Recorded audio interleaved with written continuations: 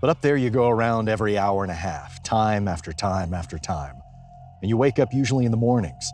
And just the way the track of your orbits go, you wake up over the Mideast and over North Africa. And as you eat breakfast, you look out the window as you're going past, and there's the Mediterranean area, Greece and Rome and North Africa and the Sinai, that whole area.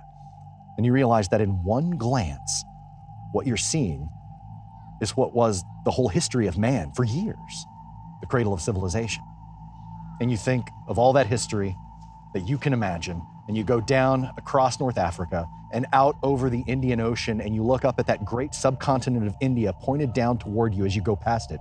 Sail on off to the side, in Burma, Southeast Asia, out over the Philippines, and up across that monstrous Pacific Ocean, that vast body of water. You've never realized how big that is before.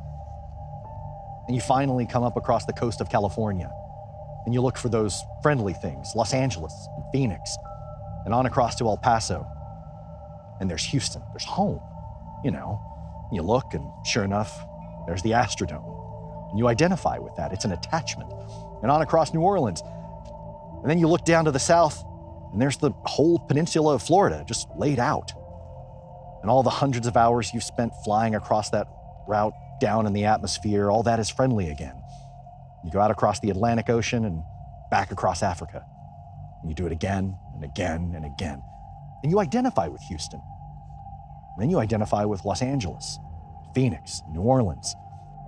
And the next thing you recognize in yourself is that you're identifying with North Africa. You look forward to that, you anticipate it, and there it is. That whole process begins to shift of what it is you identify with. When you go around it in an hour and a half, you begin to recognize that your identity is with that whole thing. That makes a change. And you look down there and you can't imagine how many borders and boundaries you cross again and again and again, and you don't even see them. There you are, hundreds of people killing each other over some imaginary line that you're not even aware of, that you can't see. And from where you see it, this thing is a whole, and it's so beautiful. You wish you could take one in each hand, one from each side, and say, look at it from this perspective, look at that. What's important?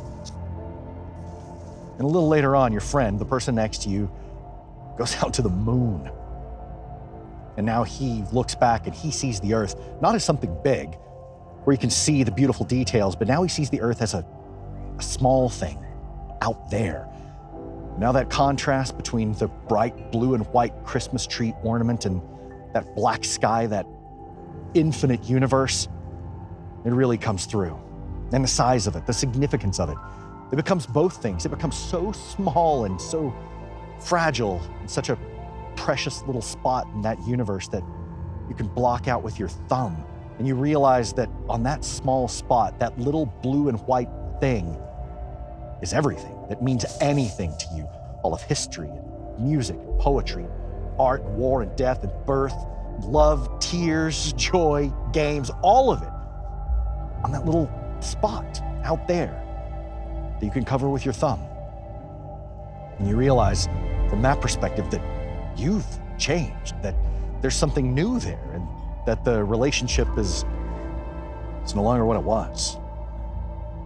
And it tells you something about your relationship with this thing we call life. So that's change, that's something new. When you come back, there's a difference in that world now. There's a difference in that relationship between you and that planet, and you and all those other forms of life on that planet, because you've had that kind of experience. It's a difference, and it's so precious.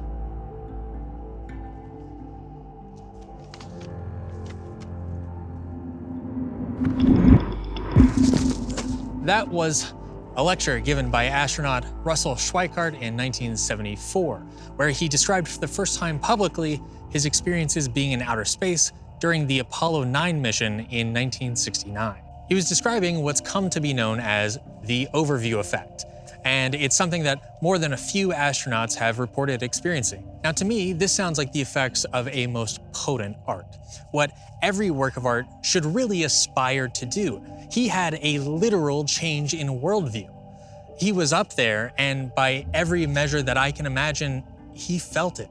But there was no artist who painted this canvas. No, this was the result of billions of years of change and a whole lot of good luck.